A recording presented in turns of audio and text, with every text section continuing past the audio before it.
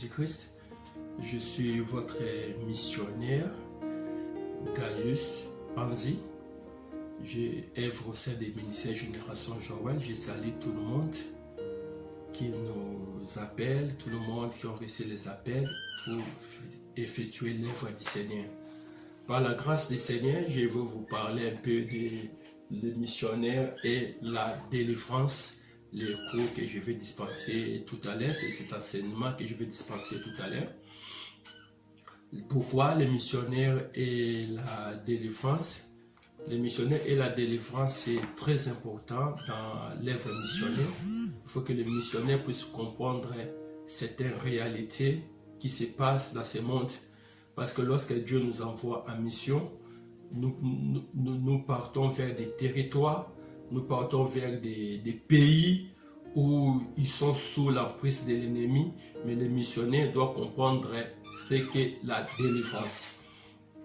Premièrement, Dieu ne peut jamais envoyer quelqu'un si tu n'as jamais choisi. Nous allons lire dans Luc, dans Actes des Apôtres, chapitre 26, verset 14, on va lire au nom du Seigneur.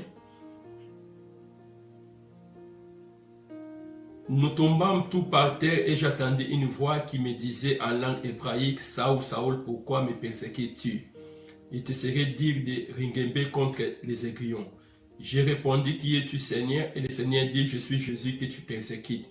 Mais lève-toi et tiens-toi sur tes pieds, car je te suis apparu pour t'établir ministre et témoin des choses que tu as vues et de celles pour lesquelles je t'apparaîtrai. Je t'ai choisi du milieu de ces peuples et de milliers de païens vers qui je t'envoie, afin que tu leur ouvres les yeux pour qu'ils passent des ténèbres à la lumière et de la puissance de Satan à Dieu, pour qu'ils reçoivent par la foi en moi le pardon du péché et l'héritage du salut. Bien-aimés, la grande commission, c'est Dieu qui nous a appelés et il nous a envoyés, il nous a dit d'aller partout dans le monde pour faire des disciples. Mais il faut premièrement, les missionnaires doivent comprendre sa mission. Chacun a sa mission dans le ministère de quelqu'un, chacun a sa mission. La mission d'Ézéchiel, la mission de Daniel, la mission du prophète Jean-Baptiste, ils avaient reçu des commissions, mais des commissions différentes. Mais l'apôtre Paul, ici, on donne sa mission, le détail de sa mission. Premièrement, Dieu a dit, je t'ai choisi. Pour être un bon missionnaire, il faut premièrement Dieu te choisir. Il a plusieurs été choisis en mission. Tout le monde n'est pas appelé à avoir cette grâce missionnaire. Mais souvent, c'est Dieu qui choisit des personnes. Il y a des personnes qui sont appelées des pasteurs, ils sont là pour paître les brebis. Il y a ces cœurs-là du pasteur. Il y a des prophètes, il y a des docteurs, mais ça dépend. Mais il y a des gens qui sont appelés des commandos, ils sont sur les terrains. On les appelle les missionnaires.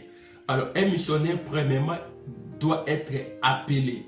Donc, il faut comprendre que tu es appelé. Tu es missionnaire, mais tu es appelé. L'appel est très important. Dieu lui-même, quand je parle de l'appel, c'est Dieu qui choisit.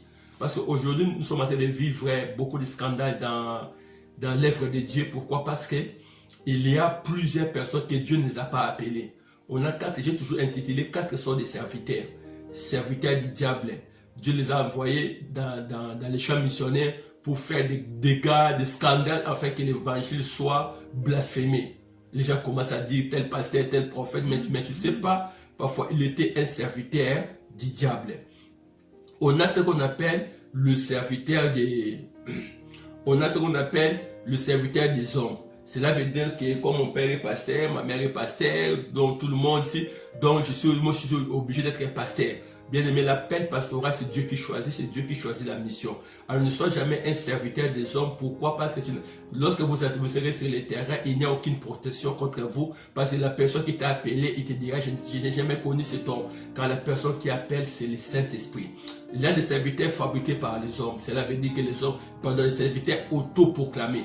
Donc, à cause de la conjoncture actuelle, à cause des situations difficiles, il a dit, ok, je m'improvise serviteur de Dieu pour l'argent, pour telle chose. On appelle ça les mercenaires. Ils font beaucoup de cas parce qu'eux-mêmes, ils sont autoproclamés. Tu peux avoir des dons, mais tu n'as pas l'appel. L'appel, c'est Dieu qui choisit, comme la Bible déclare dans Actes des Apôtres. Le Saint-Esprit a dit, mettez à part Paul et Silas pour l'œuvre que je les ai envoyés. Et quatrièmement, des véritables serviteurs que Dieu a appelés, comme on dit dans 1 Corinthiens. L'apôtre Paul dit ceci, moi Paul, serviteur de Dieu par la volonté de Dieu. Là maintenant j'appelle ces gens des personnes, des missionnaires, parce que c'est Dieu lui-même qui les a appelés. Maintenant lorsque Dieu nous appelle, il a une mission qu'on appelle la vision. Bien-aimé, il a dit, je te choisis au milieu. Premièrement, il choisit. Donc l'appel vient de Dieu, il nous choisit premièrement. Deuxième chose, il dit à l'apôtre Paul, je t'envoie. Maintenant, il envoie l'apôtre Paul en mission vers les païens. C'est pour cela chaque homme de Dieu doit connaître sa mission. Qu'est-ce que Dieu m'a appelé, même où Dieu veut que je puisse exercer mon champ missionnaire. Maintenant, le Seigneur a dit, je t'envoie vers les païens. Donc, le champ missionnaire de l'apôtre Paul était vers les païens. C'est pour cela que vous allez voir que l'apôtre Paul a implanté Corinthiens, Colossiens, tous ces livres-là, les épîtres sont des nations païennes, mais ils ont été convertis à travers le ministère de l'apôtre Paul. Les Colossiens, les Galates, les Éphésiens, tout cela, bien aimé, c'était des peuples païens. Mais Dieu avait envoyé l'apôtre Paul vers les païens. Il faut connaître premièrement ta mission. C'est pour ça que ça ne sert à rien dans l'œuvre de Dieu de juger des personnes. Telle personne fait ceci, moi je veux être comme ça. Non, la mission que Dieu m'a envoyée, c'est différent avec la mission de d'autres personnes. Et si Dieu t'envoie une mission, il va te donner des équipements pour la mission. Donc, il envoie vers les païens. Maintenant, pourquoi maintenant la délivrance d'un missionnaire? Ici, il donne l'apôtre Paul des missions. Faire quitter les gens, ouvrir les gens les yeux vers la lumière. Donc, la mission de l'apôtre Paul, c'est ouvrir les gens les yeux. C'est pourquoi Jésus a dit dans Luc chapitre 4, il a dit ceci, je suis venu donner le recouvrement des vies. Les vies là, ce ne sont pas les yeux physiques, ce sont les yeux spirituels. Cela veut dire quoi? Bien, mais lorsque nous sommes dans la vie des péchés, la vie de l'impudicité, toutes ces vies là, nous sommes aveugles. Mais lorsque l'évangile vient, ça nous ouvre les yeux, ça nous ramène dans son royaume. Et puis, deuxième chose, lorsque et là, maintenant, la délivrance intervient, lorsque l'apôtre Paul dit, il m'a envoyé pour délivrer de la puissance de Satan. Et remarquez, ici, on parle de la puissance de Satan. Cela veut dire que Satan a en train de retenir des personnes, des tribus, des pays. Diable a en train de retenir cela. Mais le missionnaire a la mission de délivrer les gens de la puissance de Satan. C'est pour cela la délivrance est très importante dans l'œuvre missionnaire, parce que partout où vous serez, vous allez vivre. Chaque nation a sa façon de voir, a sa critique de voir. Dieu m'a fait grâce quand même. J'ai vu à Kinshasa. J'ai vu à Kinshasa, je venais au sein du ministère Génération Joël Kinshasa à Yolo, où j'étais formé par l'homme de Dieu, le pasteur Songo, et le pasteur Emendoua. Je suis arrivé à Lubumbashi, j'ai vu avec le berger Michel, où on a travaillé. L'écriture quinoa, c'est différent avec l'écriture katangais. J'ai appris encore beaucoup de choses dans l'écriture katangais. J'ai compris aussi beaucoup des esprits dans l'écriture katangais. Alors, lorsque je suis arrivé en Afrique du Sud, là-bas, il y a bien aimé dans les Sénégal, il y a plusieurs peuples qui sont résidents en Afrique du Sud. Les Kossa, les Zoulous, les Métis, les Blancs, les Indiens. Et les Zimbabwéens, les Nigériens. Je comprends encore d'autres peuples là, bien aimés, comment les esprits les tourmentent aussi. Alors, c'est ça qu'on appelle un missionnaire. Comment comprendre les critiques, les esprits qui dérangent ce peuple. Donc, ils sont liés à travers quel esprit? Je suis parti au Lesotho. J'ai fait des travaux, les Lesotho, ce sont les deux pays qui se trouvent en Afrique du Sud. Je vis encore comment les Lesotho sont troublés par les esprits impies. Je suis parti au Botswana, je vis encore beaucoup de choses. Et je suis venu en Europe, ici encore c'est terrible. Et moi je croyais que je devais avoir les repos, mais ici je travaille encore beaucoup. Je suis avec le peuple haïtien, je suis avec les Antillais, les Guadeloupéens, les Gabonais, les Camerounais, tous ces peuples-là bien aimés, les Tchadiens, les Tchadiens, le peuple de Sud-Afrique, de l'Afrique centrale, donc les Congolais, les Brazzaville, donc tous ces peuples-là bien aimés, le blanc. Alors j'ai compris que les diables étaient d'assujettis des nations et des nations. C'est pour cela, à travers ces expériences, je vais vous parler un peu si c'est un point faiblesse ou négatif que nous avons vécu dans la délivrance. Mais c'est très important parce que lorsque Dieu envoie les missionnaires, il va le doter, il va donner l'autorité, c'est très important. Alors, pourquoi la délivrance, bien aimé? Les gens parlent de la délivrance. Oh non, mais pourquoi vous délivrez? Pourquoi vous délivrez les gens? Bien aimé, la délivrance est biblique. Si vous lisez dans 2 Corinthiens chapitre 1, verset 10, la Bible déclare, c'est lui qui nous a délivrés et qui nous délivrera d'une telle mort, lui de qui nous espérons qu'il nous délivrera encore. L'apôtre Paul, dans l'épître des Corinthiens, il a dit quelque chose de spécial. Il a dit, c'est lui qui nous a délivrés. Donc, quand il parle de celui qui nous a délivrés, et il dit encore, et qui nous délivrera, il parle encore du futur, et qui nous espérons, il nous délivrera encore. Donc, il ajoute encore, il nous délivrera encore. Donc, c'est pour cela la délivrance est très importante. Pourquoi? Parce que l'apôtre Paul donne des détails de la délivrance. C'est une processus. Il a dit le Dieu qui nous a délivrés. Donc, premièrement, lorsque nous sommes convertis, nous sommes délivrés de l'emprise du diable et de l'emprise du péché, de la délivrance du péché. Mais cela n'exclut pas que la délivrance est encore là. Il parle encore du futur, le Dieu qui nous délivrera. Alors, lorsque nous sommes convertis, nous avons accepté Jésus-Christ comme Seigneur et Sauveur, c'est très bien. Comme j'ai donné toujours l'exemple de la résurrection de Lazare. Lazare a écouté la voix du Seigneur. Et Dieu a dit à Lazare, ôte la pierre. Or, la pierre dans la Bible signifie, Dieu a dit, n'ayez pas le cœur de la pierre. Donc la pierre, lorsqu'on avait ôté dans les tombes de Lazare, c'était la repentance. Donc Lazare c'était la repentance. Et Dieu a dit, sors. Lazare est sorti. Mais Lazare ne pouvait pas progresser. Lazare ne pouvait pas avancer. Il fallait la deuxième opération. Le Seigneur a dit, allez délier, les laisser aller parce qu'il était attaché. À ce moment-là, la délivrance intervient. Pourquoi? On a ôté la pierre qui est la repentance. Et deuxièmement, Lazare est sorti, mais il ne pouvait pas marcher. C'est pour ça que c'est ça l'apôtre Paul explique dans Corinthiens. Le Dieu qui m'a délivré et qui me délivrera. Là, ici, il parle du futur. Il dit que Dieu me délivrera. Nous sommes nés avec les fondements de la famille. Nous sommes nés avec le système de la famille. Moïse ne pouvait pas entrer dans la terre promise. Pourquoi? Parce qu'il avait négligé la colère. Et la colère, là, ça vient d'où? Ça vient de son arrière-ancêtre qui était Lévi. Lévi était colérique, il avait tué parce qu'on avait violé Dinan. Et lorsque Jacob voulait bénir des gens, arrivé tout près de Lévi, il a dit ta colère est méchante. Or, Moïse aussi bien aimé, on lui a dit de parler au rocher, il a frappé le rocher à cause de colère. Or, la colère a été introduite dans la vie de Moïse. C'est pour cela que dans les nations où je vois, tu verras que les Congolais, nous sommes dans les nations, tu verras que les Congolais, mais ces Congolais, ils habitent en Amérique, ils habitent en France. Mais pourquoi c'est déjà des choses que je voyais à Kinshasa ou au Katanga, ça se trouve dans les milliers Congolais? Pourquoi c'est déjà des choses, c'est dans les milliers Gabonais, c'est dans les milliers Haïtiens, dans les milliers quoi? Ce sont ce qu'on appelle, bien aimé, la grande délivrance, l'entité, ça te réclame, les histoires, ça nous réclame. Parce que lorsque Lazare était ressuscité, bien aimé, Lazare ne pouvait pas marcher. Alors il faut entrer dans les profondeurs. Deuxième chose, bien aimé, il y a les fondements de la famille, les autels sataniques, les malédictions prononcées, le système de la famille. Chaque nation a ses histoires. C'est pour cela que la délivrance intervient. Et l'apôtre Paul parle dans les futurs, le Dieu qui me délivrera. Alors, je suis en train de continuer. Maintenant, la personne qui délivre. Bien aimé, ici, je parlais ici de bilan spirituel.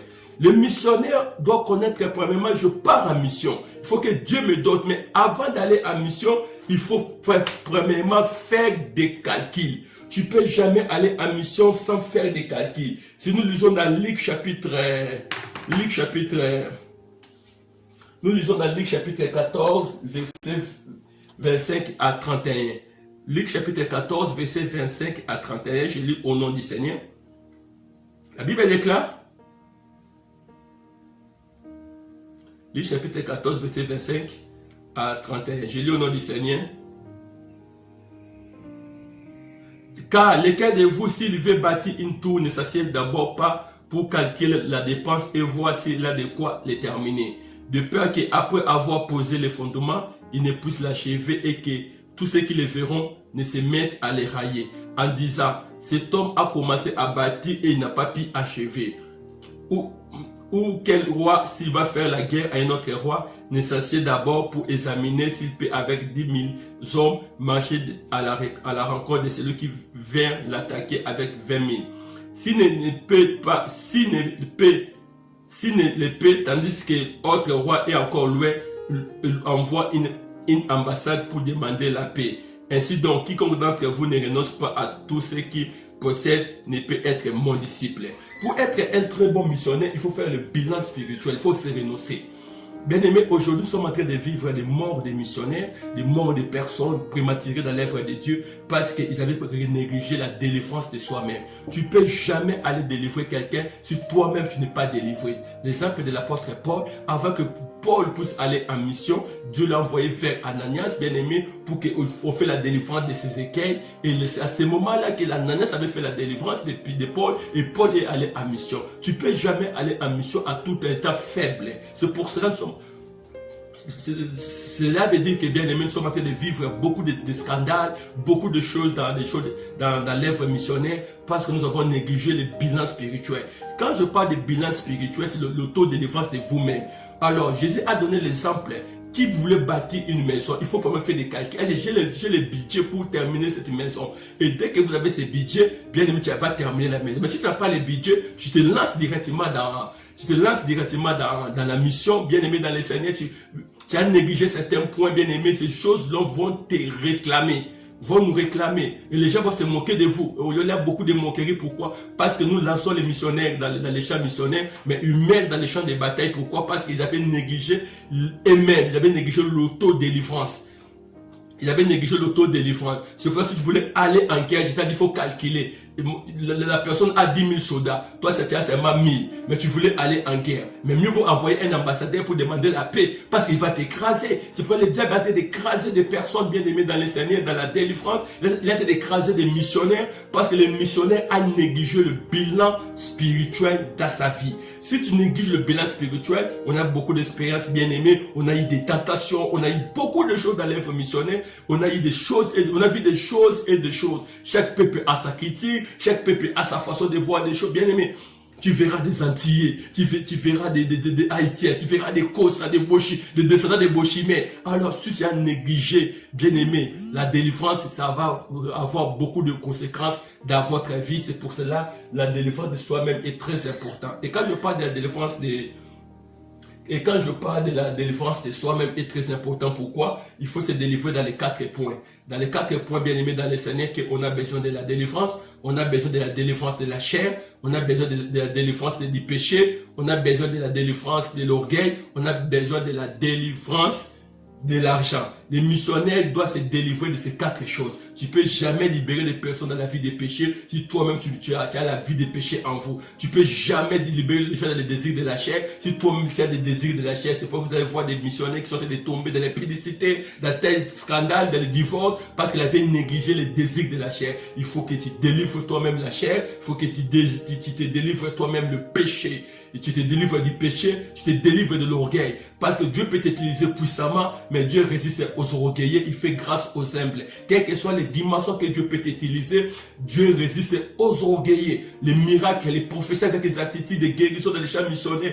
Bien aimé, j'ai vécu des spectacles. Tu arrives dans tel pays, bien aimé, on voulait même t'adorer. Bien aimé, un jour, on m'a fait un cortège, mais cet esprit m'a donné cette leçon. Il a dit, guys, malgré les cortèges de voitures ici, sois toujours humble. Alors, c'est pas nous sommes en train de garantir ces ministères. Pourquoi? Parce que dans le domaine de la délivrance, bien aimé, Dieu va t'utiliser dans les champs missionnaires. Bien aimé, des miracles, des guérisons. Mais si tu négliges, si tu ne délivres pas de l'orgueil, bien aimé, tu risques de tomber. Mais fais comme l'apôtre Paul, lorsqu'il était dans la champ missionnaire, les gens ont dit, ah, c'est Jupiter, c'est Mercure, ce sont des dieux qui sont venus sous forme humaine. L'apôtre Paul a déchiré ses habits. Et nous sommes des humains comme vous. Il faut déchirer les habits. Quel que soit le domaine où Dieu va t'utiliser dans l'œuvre missionnaire, il faut être toujours humble. Parce que les 7 G qui avaient fait tomber le diable, j'ai monterai, j'habiterai, je serai dans les lieux très hauts dans Ézéchiel. Mais on dit que lorsque Jésus était venu, il a fait la différence. L'orgueil bien aimé dans les Seigneurs, ça ne permet pas à un missionnaire de maintenir dans l'œuvre missionnaire. L'amour de l'argent, ne fais jamais l'œuvre déjà pour de l'argent. On a beaucoup d'expériences bien aimées. C'est Dieu qui t'a appelé. Dieu va te choisir. Dieu va pouvoir à ta mission. Dieu va faire beaucoup de choses sur ta mission. Si c'est véritablement Dieu t'a choisi au lieu d'être un mercenaire dans le champ missionnaire. Alors, si le missionnaire maintenant se délivre de ces 4 choses, le péché, les désirs de la chair, mais c'est beaucoup, parce que les champs missionnaires, imaginez-vous, je vous donne un exemple. Un jour, je faisais la délivrance d'une Kossa. Tu sais, les Sud-Africains, ils ont des bassins là terribles. Ils sont des géants bien aimés. Je faisais la délivrance, j'ai terminé. Les critiques, c'est comment? Après la délivrance, on te fait la collade. Donc, pour me dire merci. Elle, maintenant, elle avait des mauvaises intentions. Elle m'a serré comme ça. Elle me laissait, elle ne voulait pas me laisser. Bien aimé, je suis quand même humaine. Alors, si bien aimé, je n'avais pas les alliances, je n'avais pas les interdits, je n'avais pas beaucoup de choses bien aimées, j'allais tomber. J'allais tomber, bien aimé, j'allais tomber. Parce qu'elle ne voulait pas me laisser. Elle voulait dire, parce que j'ai besoin, elle dit, papa, I need you, j'ai besoin de toi. Oh, bien aimé.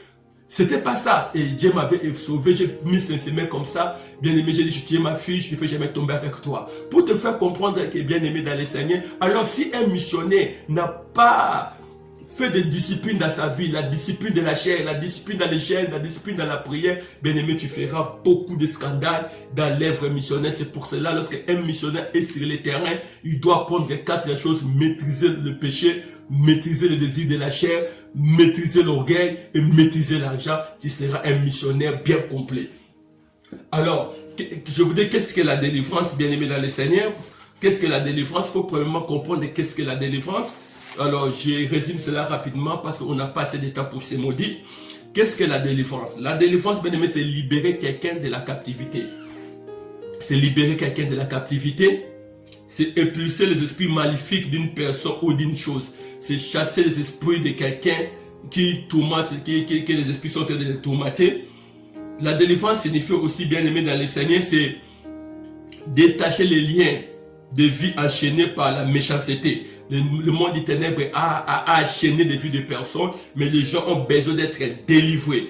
Détruire les jours de l'ennemi. Donc détruire les jours que vous mettez chez l'esclave. Tu détruis cela au nom de Jésus. Annuler les malédictions, les mauvais sorts et les charmes jetés par les gens. C'est ça, c'est la délivrance.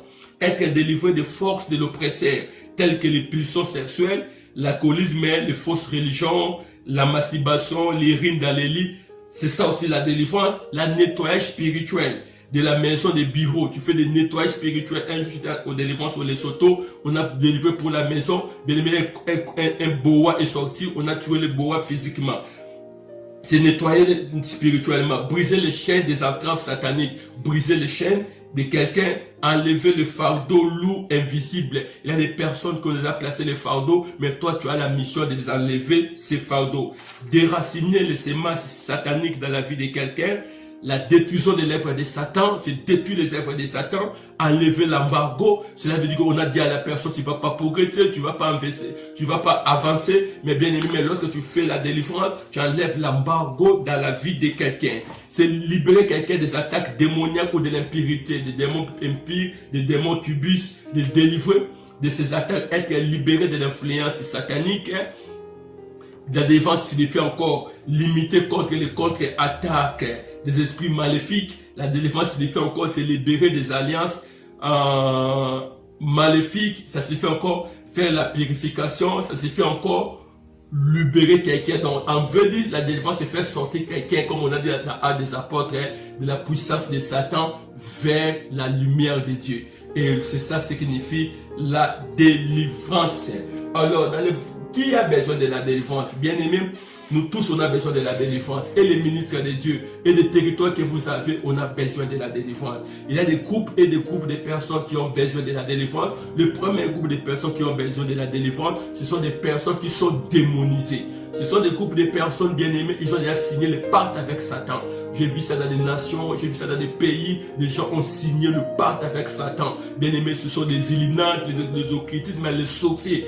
Et là maintenant on appelle les groupes de personnes qui sont démonisées. Ils ont besoin de la délivrance parce qu'ils ont signé le pacte avec le diable. Il y a des personnes dans le groupe de la délivrance, ceux qui constamment dans leurs rêves, ils voient des maris de nuit, des femmes de nuit, des démons incubus, des kibis, ils se voient dans des fêtes. J'ai vu des Haïtiens qui me disaient, papa, je me vois dans l'eau, tous les Gabonais sont terribles, dans des rêves. Ils voient toujours dans l'eau, ils ont des esprits terribles. À travers eux aussi, ils ont besoin de délivrance. Ils se font sortir de son corps. Tu te vois bien aimé, on te fait manger la nuit. Vraiment, il y a plus de 40 rêves que je peux vous expliquer. Mais comme je dis seulement 20 minutes, je n'ai pas assez de temps. Le troisième groupe de personnes qui ont besoin de la délivrance, c'est qui participent dans les organisations religieuses non chrétiennes. Bien aimé, la sainte doctrine c'est quoi? C'est accepter Jésus-Christ comme Seigneur et Sauveur. Nous croyons au baptême de l'eau par immersion. Nous croyons au retour de Jésus-Christ. Nous croyons que seul Jésus-Christ, son nom peut sauver. On ne croit pas à notre cérémonie. Mais toutes les histoires qui viennent derrière, oh ceci pour être sauvé, amener ceci,